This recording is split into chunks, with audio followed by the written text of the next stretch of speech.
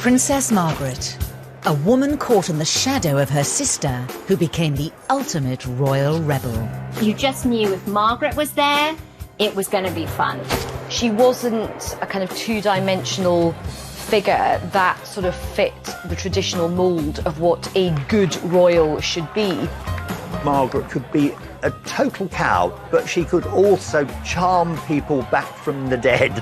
Always battling to find a role and personal happiness, she was denied the love she wanted. She was in love with a man who was a divorcee. And she had an affair with a man who was 17 years younger than her. The Queen agreed that the best course of action for her sister was to get divorced. She was a princess who chose to live her life exactly how she wanted, caught in controversy and scandal along the way.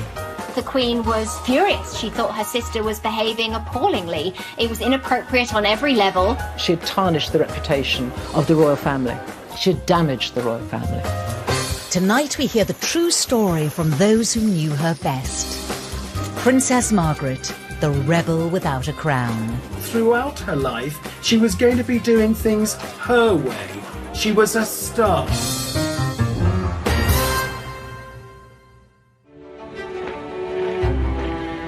In February 2002, the world said goodbye to one of the most intriguing and original princesses the royal family had ever known.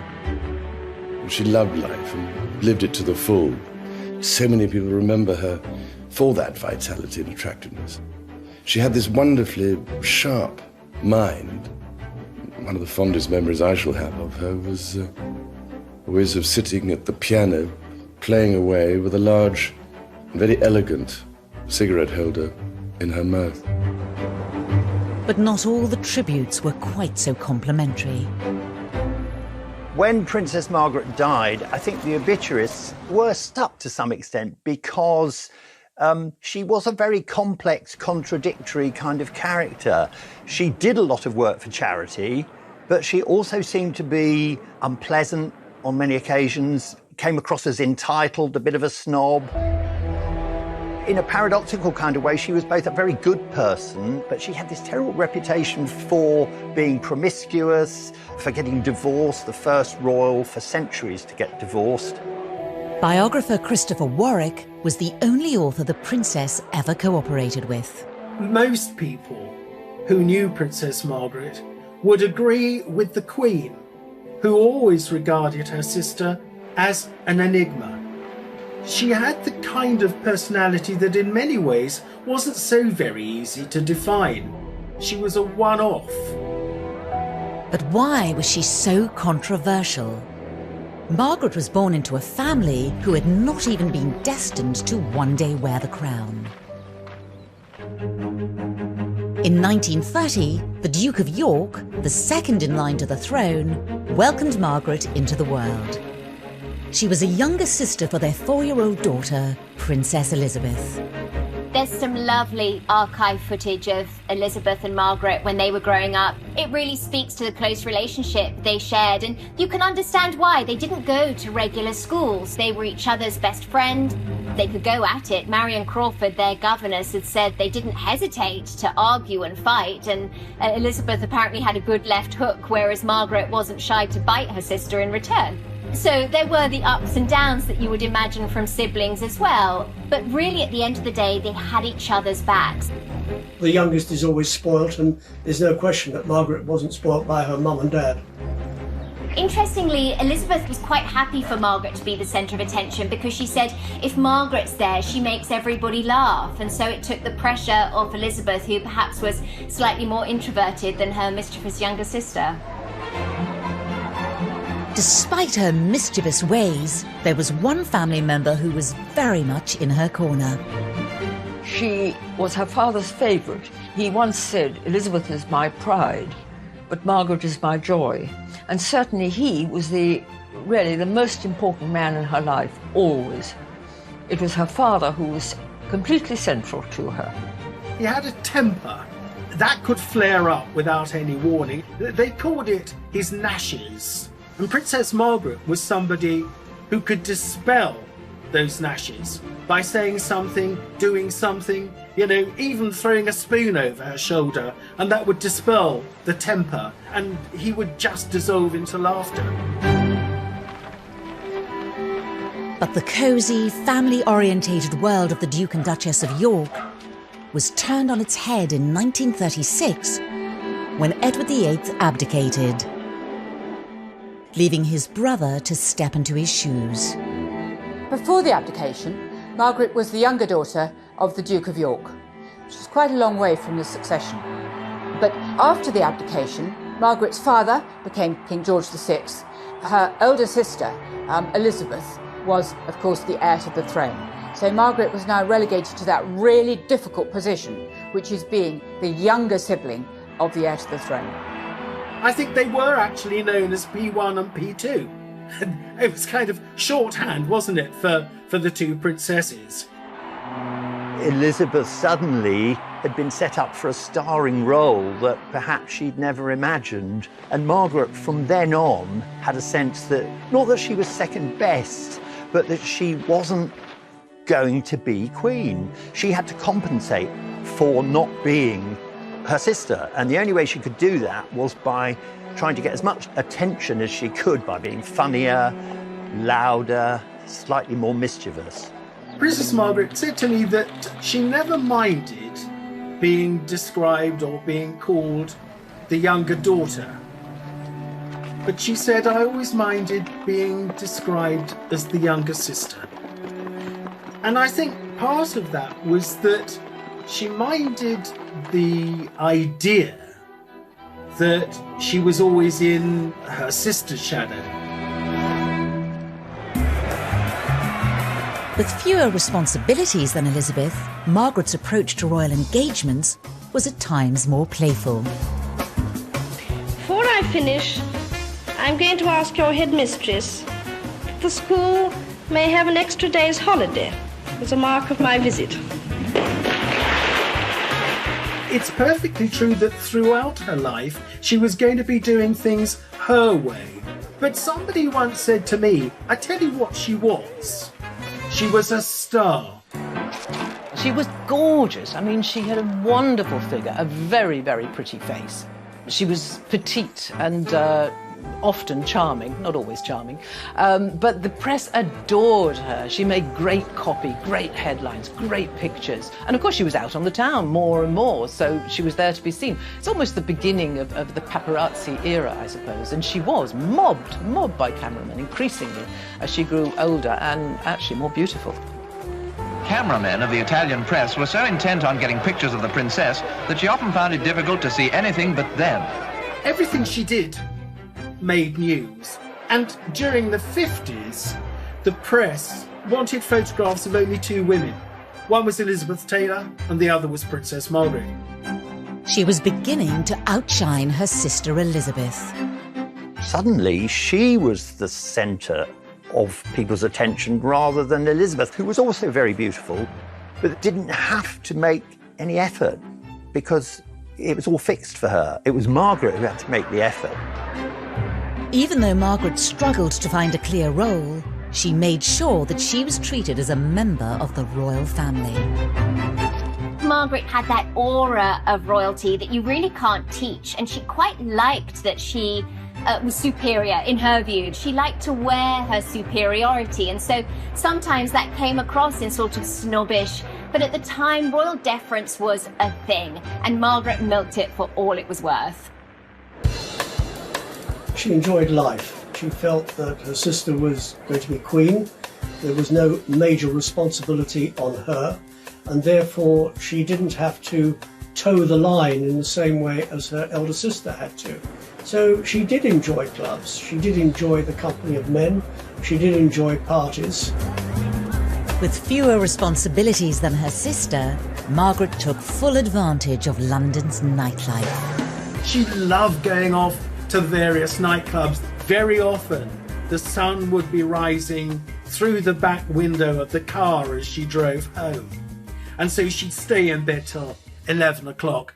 The princess was enjoying the post-war years, but the health of her father began to cast a shadow over the royal family. The king was extremely ill. He was a heavy smoker. he had cancer and he'd had an operation, and he never really fully recovered from that cancer operation. I remember him opening the Festival of Britain in 1951. He certainly did not look a well man. The pressure really was on Princess Elizabeth and Princess Margaret to kind of stand in for him. In 1952, Princess Elizabeth flew off on a tour of the Commonwealth. Margaret, however, remained with her father in Britain and stayed with him at Sandringham. 7 days later, her world would be turned upside down. The man that she absolutely adored had gone to bed that night, kissed them good night, and he'd gone off to bed. They'd had a wonderful evening, they'd had a lovely day, not a care in the world. And at some time on that morning of the 6th of February 1952, his heart stopped. And it was his page, of course, that went in to wake him and found him dead. Margaret was devastated by the loss of her father. She was inconsolable, to the point that she was heavily sedated with sleeping tablets because she couldn't sleep. She was very weepy. I suppose she felt at the time that what future was there for her? What was she going to do? You know, Dad was always there, Papa was always there, and now life was changing dramatically. One reign has ended, a reign begins. Princess Elizabeth now became the new monarch. Britain had gained a queen, but Margaret had lost her childhood friend. As the Queen herself had said, for her, yes, she too was devastated. But she suddenly was Queen. She had a role, she had a husband, she had 2 young children. But as she acknowledged, Margaret was on her own. She'd suddenly lost the man that she adored. What was she going to do? She just was so lost. Elizabeth was now taken up with the business of being queen and had less time for her younger sister. And with their father now gone, there was no one to rein in Margaret's rebellious tendencies.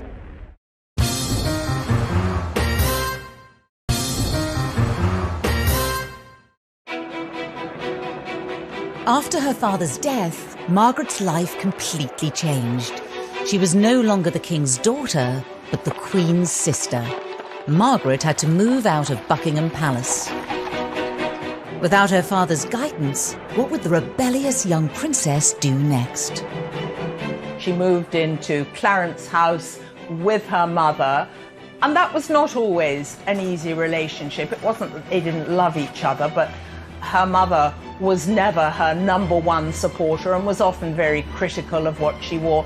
And Margaret often was humiliating and rude to her mother as well. Sometimes she would come in and find the Queen Mother watching the racing. The Queen Mother loved racing and, of course, had some horses. And she didn't like that or thought it was boring. She would just simply pick up the remote and change channels. So there was a good deal of irritability, but of course, she did love her deeply, but was difficult with her.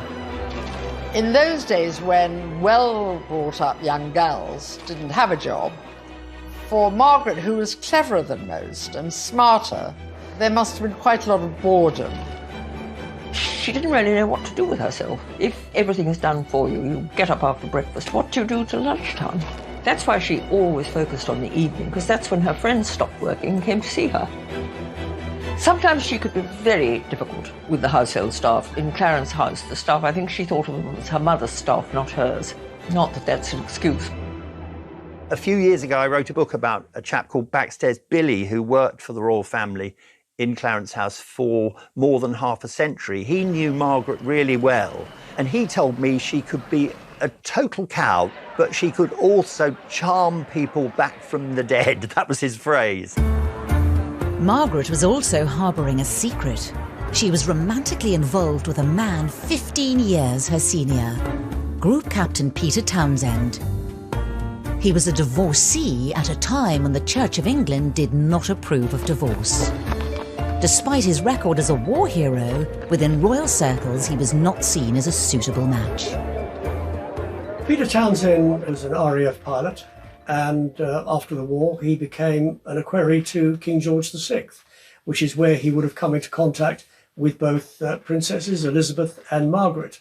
And Margaret, being a sort of teenager, had a crush, and obviously they got fairly close. You don't need to be a genius to see that what she was lacking in her life was a father figure. And Peter Townsend really encapsulated everything. He provided the rock that she had lost from her father. Their romance was only known to a few until the day of the Queen's coronation.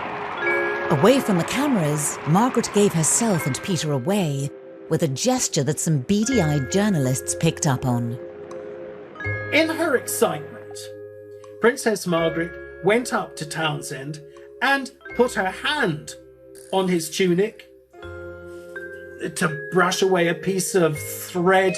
This gesture, this very intimate gesture of, a very unroyal way to behave, brushing a man's coat with your hand, is immediately taken up by the world's press. It's the beginning of a whole scandal around Princess Margaret. Princess Margaret was a very calculating and instinctive sense of drama and an instinctive sense of how to get the attention that she'd craved since she was a girl. The incident with the brushing the fluff from Townsend's jacket, she would have known at such a public event that it would be spotted. And it's the kind of intimate action that speaks volumes. The coronation of all days is a day which belongs to Margaret's sister Elizabeth. I mean, as Queen, this is perhaps the most important ceremony in her reign. And yet here we have Margaret, her younger sister, doing something out of order, creating a sensation, diverting attention from her sister. The affair was now public. Margaret's romance with Townsend caused a sensation, particularly as Peter was a divorcee with 2 sons. She actually had the public's support. I think she was so popular with members of the public, and things were changing. I don't think the public was too concerned that Peter was a divorced father of 2 children. They just saw that she was happy. That was members of the public. If we cut to the government, they were horrified. Prime Minister Winston Churchill told the Queen that the Dominion Prime Ministers would never accept such a marriage. The British Cabinet, Parliament said they wouldn't recognise the marriage. Townsend's divorce status created a huge problem if there was to be a future with Princess Margaret. Princess Margaret went to the Queen and said that she and Peter Townsend were in love and that they wanted to marry. It created problems because here you've got the Queen as governor of the Church of England, and it was a church that did not recognise divorce. It also put the Queen as sovereign in a difficult position because at that time, all members of the royal family had to have the Queen's consent in order to marry. The Queen really couldn't give her consent, but by asking them to wait, this was pushing Margaret towards her 25th birthday. Now that was significant because at 25, a member of the royal family no longer needed the sovereign's permission to marry. As the Queen's younger sister, Margaret was still powerless to make her own decisions. Peter Townsend was sent away from the royal household to become military air attaché in Brussels. Margaret had lost her father, and now she was losing her lover. She wouldn't see him for the next 2 years. But as Margaret approached her 25th birthday, she could now decide for herself if she was going to become the next Mrs. Peter Townsend. She writes a letter to the then Prime Minister Anthony Eden. She writes very tellingly, and we get very much the sense of doubt. They hadn't seen one another for 2 years. And she said, "It is only by seeing him that I can decide whether I can marry him or not." On Townsend's return, the press speculated whether Margaret would accept his proposal. Margaret's status as a celebrity royal really begins at the time of the Townsend romance. There's such an incredible narrative. Here she is, this beautiful princess, and this is the love of her life, and she's being denied this man because of the pressures of the establishment. And the result is that she becomes hugely popular. Margaret sees the press, perhaps mistakenly, as being on her side, and she's not yet aware of the danger that they could turn and destroy you just as quickly as they make you. Despite the government's initial opposition, behind closed doors they had agreed that Margaret could retain her royal status and her income from the civil list if she decided to marry Peter Townsend. It was now down to Margaret if she was going to accept. Princess Margaret's personal message issued from Clarence House began with these words: "I would like it to be known that I have decided not to marry Group Captain Peter Townsend." The announcement followed many months of speculation in newspapers and among the people of Great Britain, indeed throughout the world. What had happened here was that this huge romance, likened by some romantic journalist to the greatest love affair since Romeo and Juliet, their feelings quite obviously had started to wane, that they were not as much in love as they were. She cited her commitment to the Christian faith as the reason why she could not accept Townsend's proposal. That, in its own way, I think, was to save face. Because back in 1955, after 2 years, the press were all over it, they could hardly have just said, "Sorry guys, it's kind of over." The Queen's sister had rebelled against what was expected of her and turned Townsend down. But in doing so, Margaret's future now looked even more uncertain. After Margaret broke up with Peter Townsend, her life really enters a bit of a vacuum. She doesn't really have a sense of direction.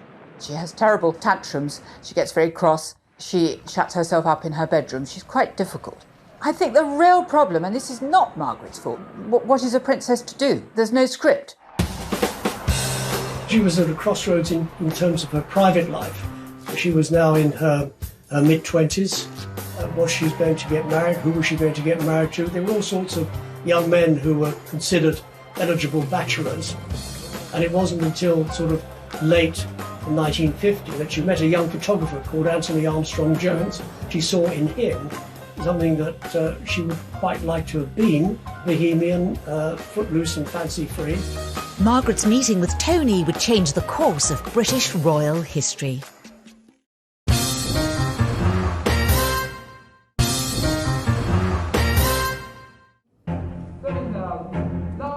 In June 2006, 4 years after Princess Margaret had died, the auction house Christie's sold her possessions for the sum of nearly £14 million.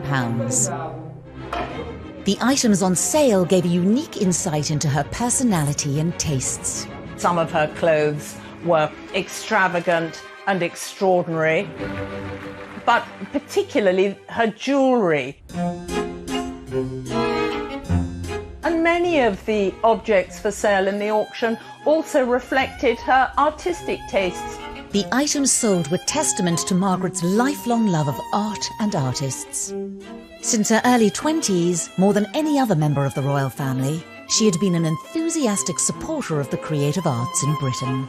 Margaret has an artistic side to her. Margaret liked actors, directors, ballet dancers, theatre people.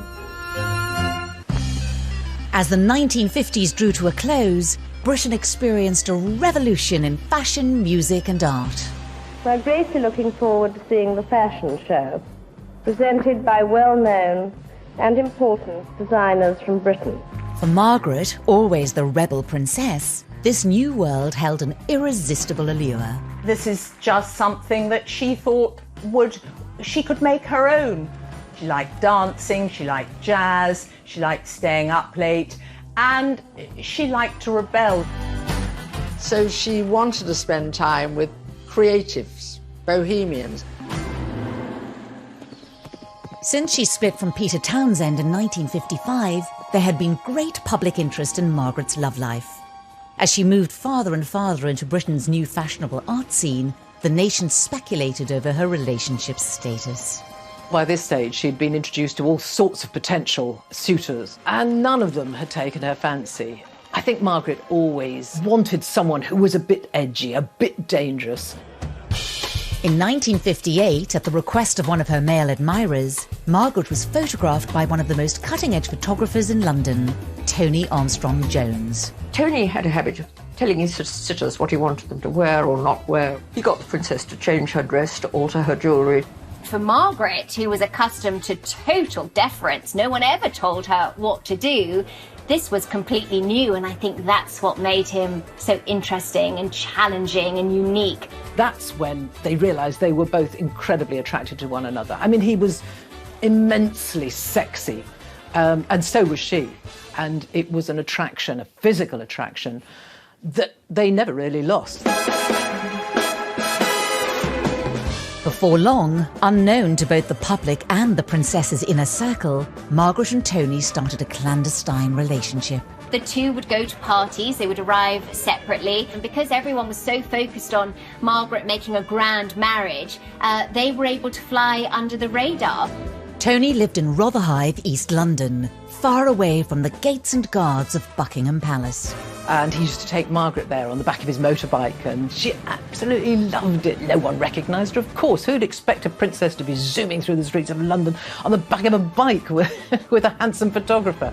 And there, you know, they'd make love and they'd smoke a huge amount of cigarettes and drink a huge amount of alcohol and have a lifestyle that she never dreamt she could be part of, I don't think. In February 1960, the palace announced Margaret's engagement to Tony. It was a huge, huge shock to everybody. Nobody had even guessed it, even his best friends. In keeping with her defiance of convention, Margaret's choice of husband seemed unlike any other royal spouse. Some people were thrilled for them, others were horrified. How could the late king's daughter marry a photographer? How could she marry someone who worked for a living? I mean, this was unheard of. Tony was the first person without a title, otherwise known as a commoner, to marry into the royals for 400 years. Yet in spite of his outsider status and his rebellious personality, Tony had in fact come from a well-heeled background. His official biographer, Anne de Courcy, interviewed Tony extensively about his life with Margaret. His father was a QC. He went to Eton. He had a very good education. So I would say his social standing was excellent. He was around the aristocracy. He knew how to mingle with those types, but he also loved to be around the dancers and models and actresses as well. So he was able to have a foot in both camps. Yet Tony's social confidence hid the traumas of a tough childhood. He suffered as a child from polio, and I think that was one of the defining factors of his life. It enables you to take more risks. You might as well live to the full. He was always prepared to indulge every excitement and every risk. Although Margaret's rebellious nature inclined her towards Tony's artistic set, he would go on to introduce her to a social circle quite unlike anything any royal had ever seen. Tony's world was completely different from the usual royal world. Bohemian hardly sums it up. He was absolutely at the cutting edge of everything that happened in the 60s. I remember one of his secretaries telling me that the moment tight jeans came in, she had to sit there stitching Tony's jeans as tight as she could. In fact, she had to do them so tight she then had to undo them because he couldn't get them on over his heel. Tony's relationships before Margaret in particular defied the norms of conventional society. Tony was a man with a huge sex drive. I mean, a libido like no one else's, I think. One woman would never have been enough. He told me, I think the way he used to put it was, I love a change.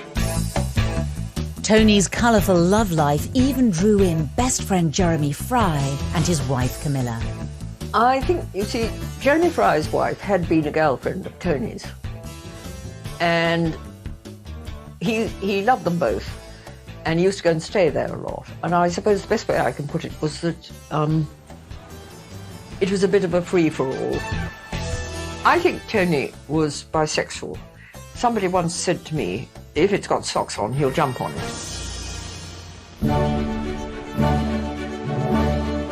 The rebellious Princess Margaret was marrying sexually liberated Tony in the hope he would give up his free-living ways. It was a gamble no other royal had made in their choice of partner. With the wedding day set for May 6, 1960, plans took shape. But there was soon a scandal over Tony's choice of best man, his old friend from Eton, Jeremy Fry. Jeremy Fry had been embroiled in a homosexual act in 1952 and been fined. Homosexuality was frowned upon. It was also against the law. And so no longer could he be best man, and so they had to find someone else. The wedding took place in Westminster Abbey with 2,000 guests. But as the first royal wedding to be televised, another 300 million around the world were able to watch the ceremony. It seemed quite modern in that we were able to witness it for ourselves. It was no longer something going on behind closed doors. Brides all over Britain watched every single bit of it, and here she was looking utterly beautiful. For many commentators, Tony's status as a commoner embodied the sweeping social changes happening across Britain at this time. In many ways, Margaret's marriage was a great leveller. It showed people that, yes, a member of the royal family can marry a regular person just like you or me. Margaret and Tony's guest list also ran against the grain of royal tradition. She filled out the pews with politicians, with celebrities, with the bohemian artistic set that she and Tony had become such good friends with. There were a huge number of celebrities. Through her wedding, Margaret had rebelled against royal traditions and edged the monarchy closer to the progressive outlook of 1960s Britain. Her choice of honeymoon, too, was a new departure for a royal bride. Margaret and Tony embarked on the Royal Yacht Britannia for a 6-week tour of the Caribbean. And one of the islands that she decided to visit was the very barren and basic island of Mustique. Mustique was owned by Margaret's friends, Lord Colin Glenconner and his wife, Lady Anne Glenconner. Colin said to Margaret when they were on Mustique, "What shall I give you for a wedding present? Would you like a jewel in a box, or would you like a piece of land?" And quick as a flash, Margaret said she'd really rather like a piece of land. And then when he gave her a piece of land on Mustique, she actually asked for it to be a bit bigger. Having received part of Mustique as a wedding gift, Margaret returned to Britain with Tony. Now known as the Earl and Countess of Snowdon, they settled into life as a royal couple. For the first years of their marriage, life was wonderful. They were in love, they were happy. They rode around in a sort of blue roadster, which were so luxurious at the time. Before long, the rebel royal had become one half of the most famous couple in the country. I think it was the beginning of royalty being celebrity, being part of the celebrity circuit. They are really in this very, very glamorous crowd of actors, comedians, writers, artists, you know, the hipsters of the day, the bohemians of the day. You know, it's very cool. Although now one half of a celebrity power couple, Margaret's own fame had always overshadowed Tony's. She was extraordinarily beautiful. She had a lovely figure. I don't think it was possible to catch her at a bad angle. She was a completely gorgeous, glamorous sex symbol. Margaret was breaking new ground as the first royal celebrity of the modern age. But her contrary nature brought her into conflict with others in this exclusive social set. Sometimes she was so rude, it was staggering. She would say exactly what she thought. She was sitting once next to Twiggy, the model Twiggy, and she ignored her for about 2 hours, and then turned to her and said, "Oh, who are you?" And she said, "Oh, my name's Leslie, ma'am, but most people know me as Twiggy." And she turned and said, "Oh, how unfortunate." Well, the notice has just gone up at 10 minutes to 12. In 1961, Tony and Margaret's first child, David, was born, followed 3 years later by daughter Sarah. Externally, Margaret seemed to be enjoying the perfect life of a royal princess, wife and mother. But cracks were emerging in her relationship with Tony as he struggled to leave behind his colourful past. And the royal family would suffer some of the most sensational scandals of the century.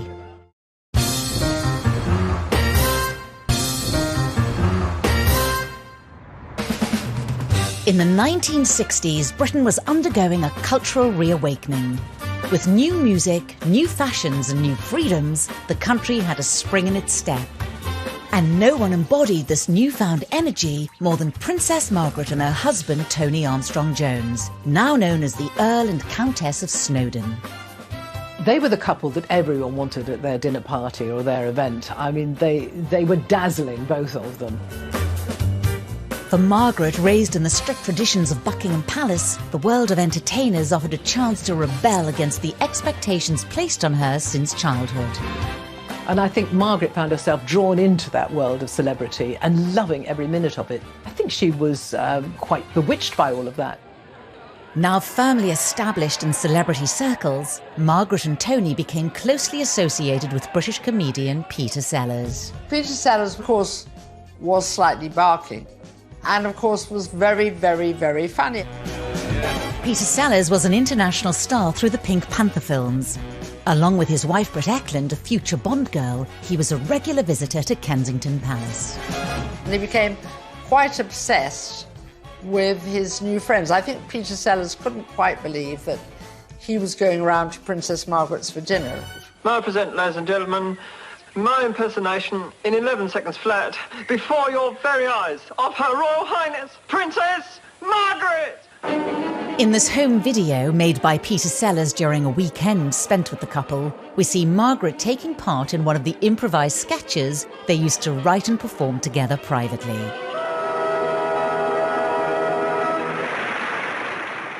Margaret's life had a glamour and a reverence never before associated with the royal family. But beneath the glittering veneer, her marriage to Tony had lost its sparkle. While she was enjoying the excitement of meeting his artistic friends, he was finding the traditions of royal life restricting. I think Tony was getting a bit fed up of being Mr. Princess Margaret. He'd led a very free existence. And here he was, being told what to do, being told where he had to show up, at what time, and what he was expected to wear, and who he was going to meet. Ill at ease in his new royal role, Tony threw himself into his work as one of Britain's top photographers. He was addicted to work, really. And so I think being trapped inside palace walls was just not a life he could sustain. Before long, his commitment was rewarded when he was appointed artistic advisor to the Sunday Times magazine. Margaret might have been thrilled by the recognition, certainly Tony was, but the effect of that was that he had to work much harder, and it meant that she was often alone. He was out working, and she would ring up, and at first, of course, he took the calls, and then he would refuse to take them. He felt pinned down, and the more he tried to draw away, the more she tried to become more possessive. Margaret and Tony had very different expectations from the marriage, and their rebellious natures, which had once been a point of common ground, now became a source of conflict. They both realised quite quickly that they had fiery tempers. They played hard, but they fought hard as well. The root of all their problems was that they both wanted to be centre stage. Princess Margaret was used to being centre stage, and she'd never had no said to her, and she had a strong will. Tony, equally strong will, he only did what he wanted. And one of the things he wanted very much was attention. Tony's work was not the only thing that stood between him and Margaret. In the years before their relationship began, Tony had been known for indulging in multiple non-exclusive relationships. And when he married Margaret, many of these continued. He didn't want sex just with one woman or one princess. He wanted sex with a lot of ladies at the same time. He was an attractive man, and he spent all his life around other attractive people, models, artists, designers, actresses, actors, and there are lots of stories of him having lots of affairs with lots of them. During the engagement, he conceived a child by the wife of his best friend, Jeremy Fry. That child was born while he and Margaret were on honeymoon. So, no, he certainly didn't stop seeing other women. If there was a competition to find the most promiscuous man in England, he would be up there in the first division. I'm not sure Margaret actually really knew what she was getting into in that sense. Tony's affairs with other women soon became the worst-kept secret in royal circles. But even more scandalous for Margaret, in an age far more conservative than our own, were the rumours of his involvement with other men. Tony Armstrong-Jones was very attractive to both sexes. I mean, there are endless rumours about the men who were attracted to him, both Jeremy Thorpe, the Liberal leader with whom he was at Eton, and Jeremy Fry. There was a time when Princess Margaret was at a function in the United States, and her host happened to ask Princess Margaret, "How is the Queen?" And Margaret said, "Which one? My sister, my mother, or my husband?" Not one to be slighted easily, it wasn't long before Margaret took a lead from Tony's behaviour and began affairs of her own. Very often they were what I would describe as revenge affairs. Rather, you may not find me attractive, but look, here is somebody else who does. She retaliated famously with the nephew of the Prime Minister Alec Douglas Hume. The most extraordinary thing about their numerous affairs with other people was that they threw these affairs in each other's faces. And on one occasion, Princess Margaret said to her husband, "Well, I slept with," and she mentioned a male friend of her husband's, and he shot back immediately, "Well, I slept with him as well."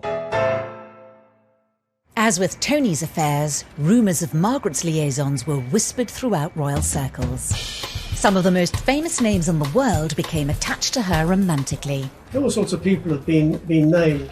There was speculation that she'd had a relationship with the British actor David Niven.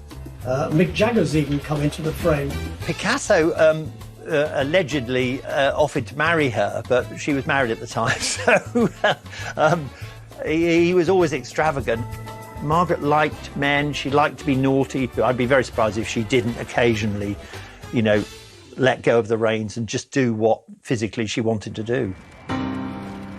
The rumours of Margaret's affairs soon reached Tony, and his reaction could be very public and very vicious.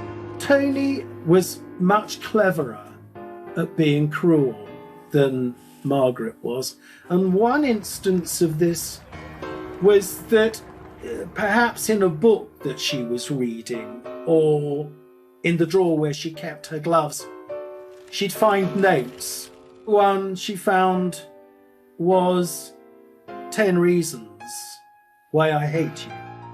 Or he would tell her at dinner to shut up, you don't know what you're talking about, let X speak, I want to hear something sensible.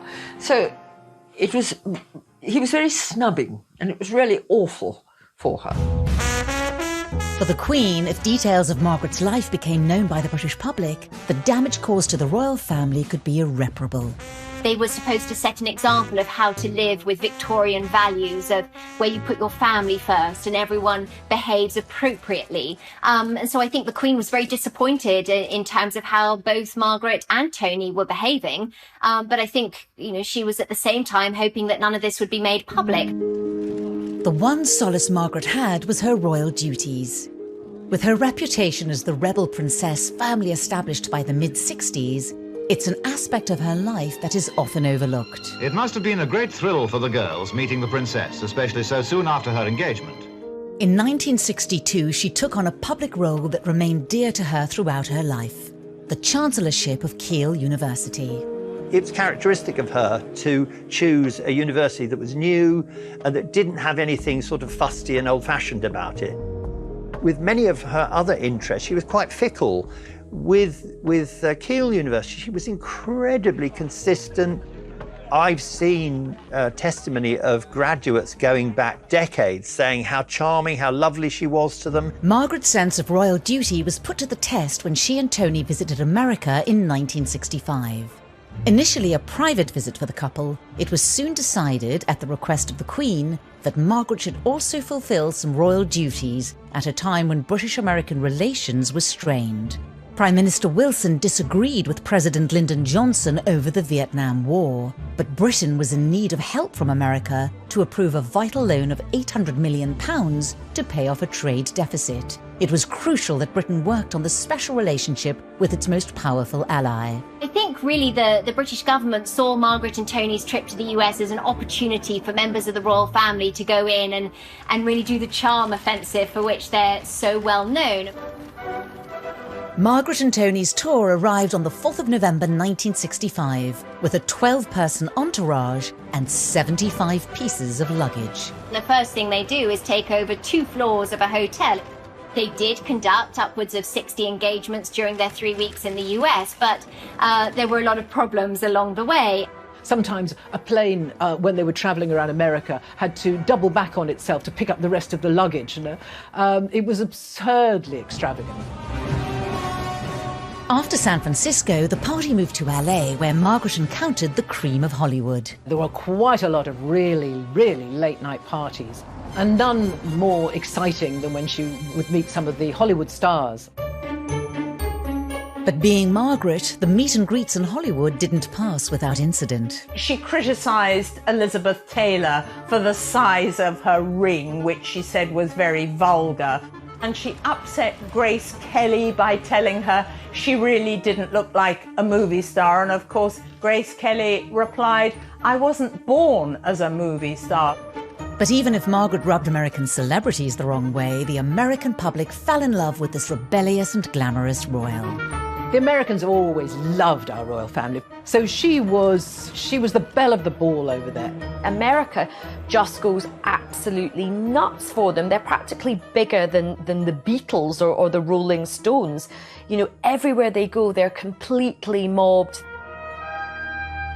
After 4 days resting on a friend's ranch in Arizona, the official duties ended in Washington, where Margaret was due to meet President Lyndon Johnson at a dinner in the White House. Both she and the president raised their glasses to each other, and the dancing, as you might expect at an event attended by Princess Margaret, went on into the wee small hours, and Margaret and the president conducted a foxtrot, a lively foxtrot. He is absolutely swept away by her beauty and her charm, and of course, you know, she can be such great company, she can be vivacious, she's the life and soul of the party, she's gregarious, she's got stories left, right and centre, she's got dirty jokes. Having partied with the president and wowed the American public, the trip was deemed a success by Margaret, Tony and their staff. But their reception in Britain told them a different story.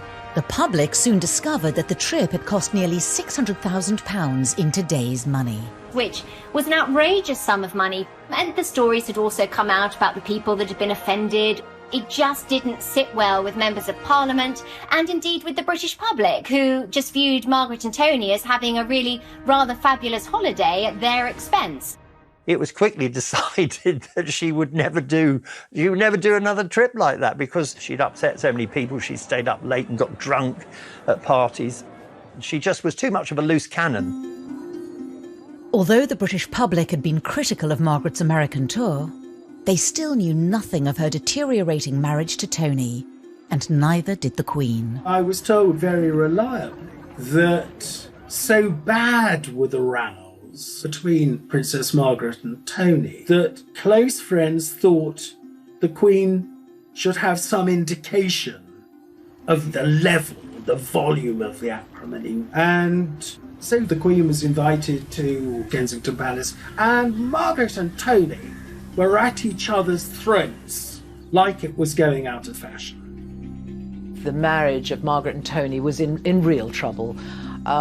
He was spending an awful lot of time away, having affairs on the side. The problem was that, broadly amongst the public, still the royal family presented harmonious family life.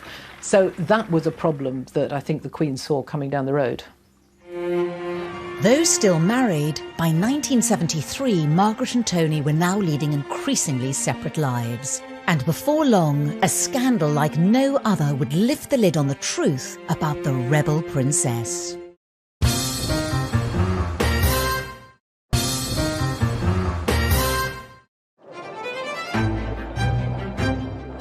In 1973, the public were unaware that Princess Margaret's marriage was failing.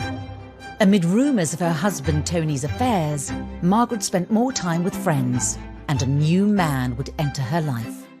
She met Roddy Llewellyn, who was an aristocratic landscape gardener, very well respected. He was only 25 at the time. She was 17 years older. She met him at the Café Royal in Edinburgh, and they went on to this house party and had a wonderful time. And she was immediately drawn to Roddy. By 1973, which was, I think, probably the grimmest period of her life, she was smoking too much. She was drinking too much. And what this young man does for this middle-aged lady is to give her back her sense of worth. But as a married princess, the palace were keen that Margaret keep the affair away from the public eye. I think the royal family took a pretty broad and sympathetic understanding. What they dreaded was anything becoming public knowledge. So as far as they were concerned, if it made Margaret happy and she could keep it quiet, that was all right. But once things become public property, then it can't be allowed to be fodder for the newspapers. One place Princess Margaret felt she could keep the affair under wraps was at her private Caribbean home in Mustique.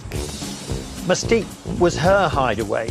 One of her old friends, Colin Tennant, had given her the land on which her house was built. She could have the people she wanted there in a relaxed environment with plenty of alcohol, sunny weather, and away from prying eyes. What better place to see the new man in her life and it not get into the press? But she was naive. It was always going to get into the press. So in 1976, on Sunday morning, the Queen opens her newspaper and sees splashed all over the front page a photograph of her sister Margaret with Roddy Llewellyn. And here suddenly is her bohemian, difficult little sister exploding a bomb in front of her, because instantly it's clear to the whole world that Princess Margaret is involved in an unsuitable and adulterous love affair. The press revelations of Margaret's affair would have a damaging impact, not only on the princess's own image, but on that of the royal family as a whole. This was not just a regular person that had been caught out having an affair. This was Princess Margaret. She was the Queen's sister. She had a responsibility to the institution of monarchy, and people expected members of the royal family to act to a different level. It was extraordinary. It was just all over the place. Margaret causing trouble again. I mean, the Peter Townsend stuff had been all over the papers, and there'd been a lot of sympathy for Margaret. Now there wasn't sympathy for Margaret. She had tarnished the reputation of the royal family. The public were enraged because ministers are saying, look at Princess Margaret. She's swanning around the Caribbean with a boy 17 years her junior. She's doing it on government funds. She's just on a perpetual holiday. And so suddenly the public are crying, what about your duties, Margaret? What about your civil income list, Margaret? The Queen absolutely would have been horrified.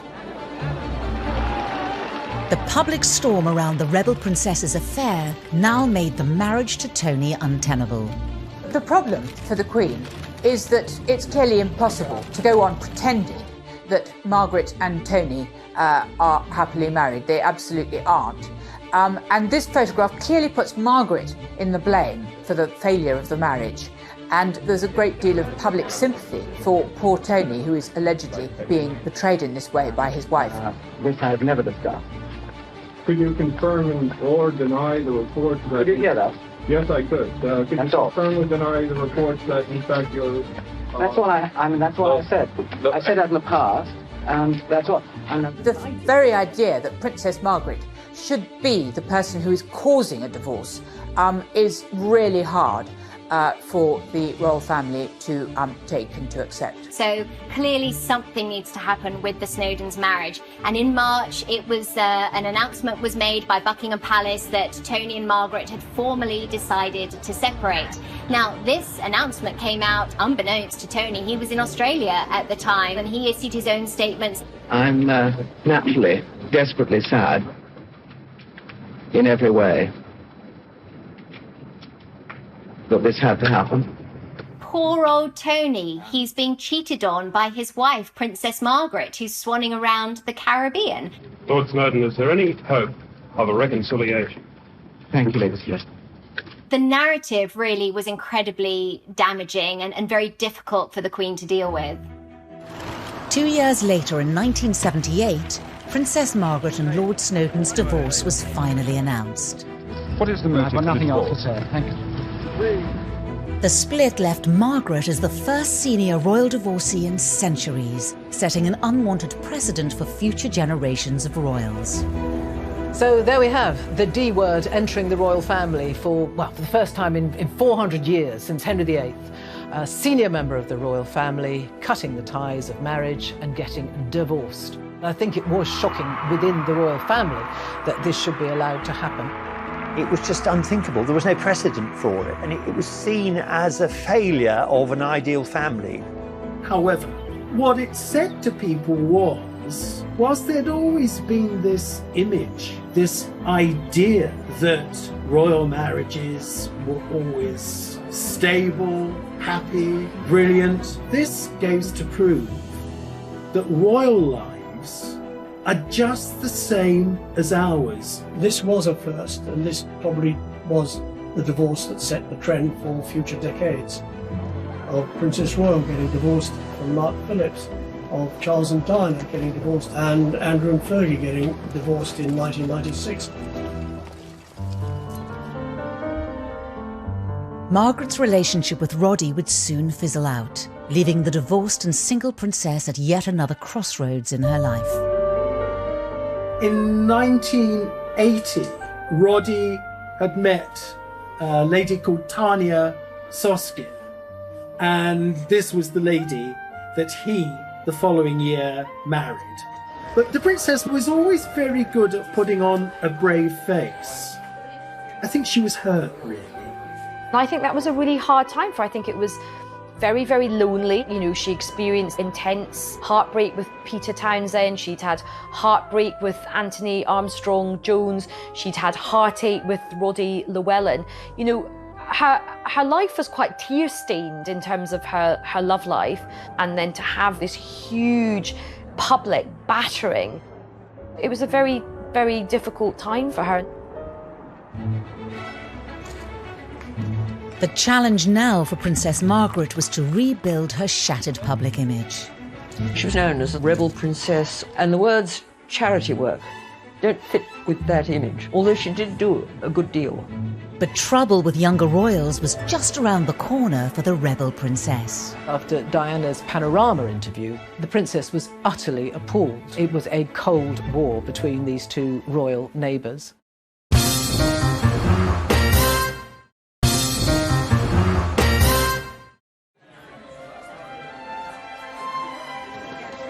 After the affairs, tabloid scandal and an unprecedented royal divorce in the 70s, 1981 saw Princess Margaret begin the next decade with another royal first, albeit a more positive one. She accepted the request to do Desert Island Discs, which was unprecedented at the time. No royal figure had ever done it. I think maybe that was an attempt to sort of recast herself in terms of her public image. I have a list here of your presidencies and patronages of various welfare organisations and children's societies, a very long list, scores of them, and they must all be visited, of course. Yes, they must all be taken an interest in. I'm president of quite a few rather important national ones, of course, like the NSPCC. My sister was president before me, and I'm very sorry to be able to tell you that it's got very much worse, the cruelty to children. Yes. I don't think the princess was known for making an awful lot of speeches, but when she cared about a subject particularly, and she really did care about children and the NSPCC particularly, she could make a most eloquent and impassioned speech. We know that some children can die of neglect. Thousands more can be stunted physically and emotionally throughout their lives through lack of love or want of proper care and nurturing.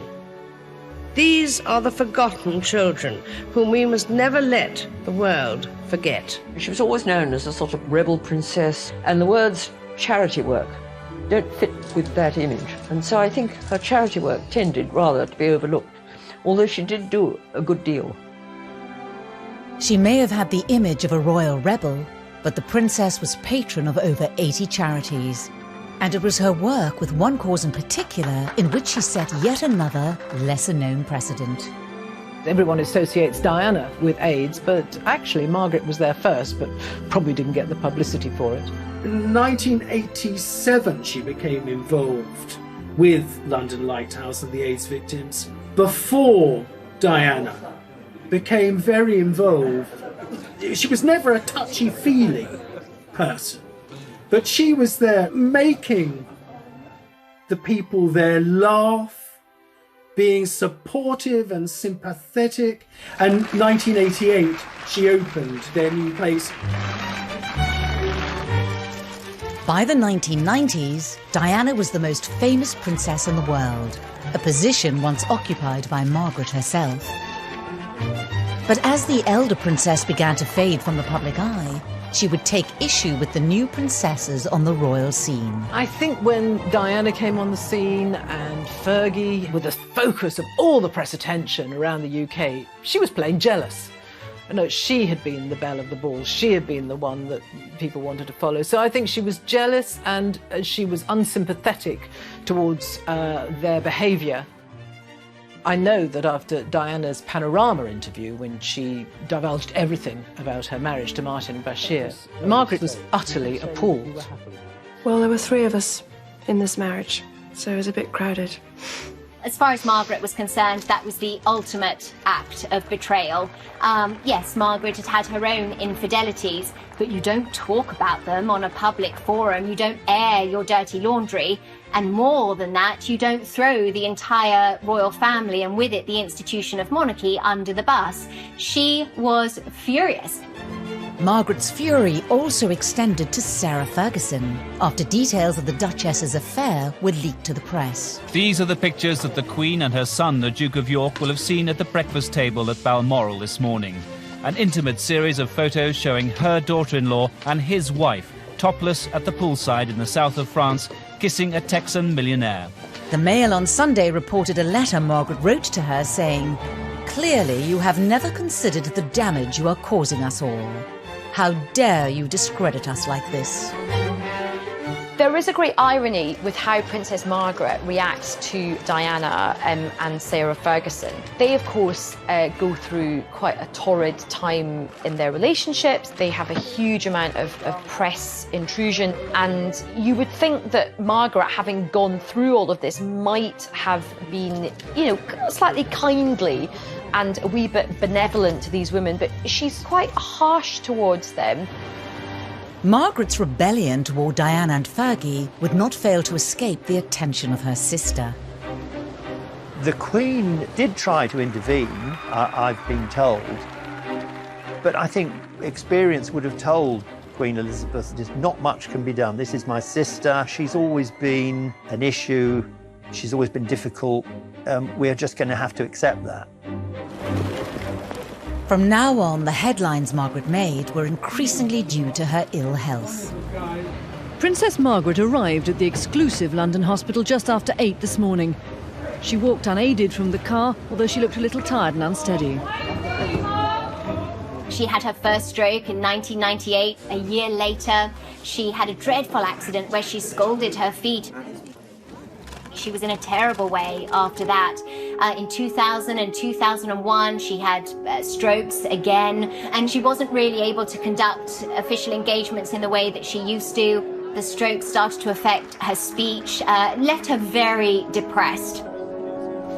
I remember sitting next to her on a number of occasions at lunch at Windsor Castle, and she did cut a very sad figure, because looking back on the sort of 1950s and the 1960s, this very beautiful woman, frequently photographed, very happy-go-lucky, and now seeing her confined to a wheelchair with wraparound glasses, finding it very difficult to hold a conversation.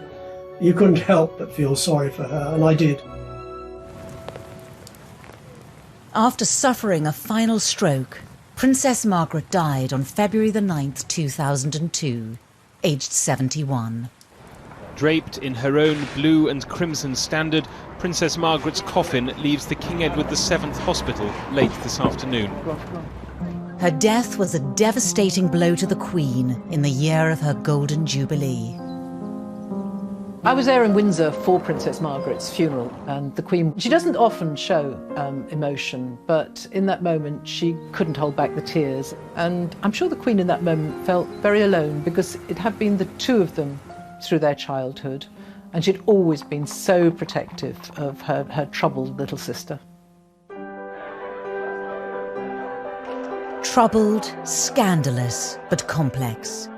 Princess Margaret began life as the spare to the heir, only to discard that ill-defined role and instead become the rebel without a crown. She wasn't going to be this dutiful younger sister to the Queen. She decided very early on that she didn't want to do that. She broke the rules. She lived quite a reckless life for a royal. I mean, she was fantastically grand, fantastically snobbish, and she did tarnish the reputation of the royal family by her lifestyle, by her broken marriages, by bringing divorce into the fold. But that too has another side to it, because she cleared the way for younger members of the royal family to get out of unhappy marriages. She led an extraordinary life for a royal, in a way that, you know, the Queen has led a very even-paced life where very little has changed. She's done her duty. That's been her watchword. Margaret, on the other hand, kicked over the traces, was extravagant. She was a bit naughty and she was a bit of a rebel. But, you know, you want to ask yourself, who would you like to be sat next to at dinner? Princess Margaret or a bit of a bore? I know which I'd prefer.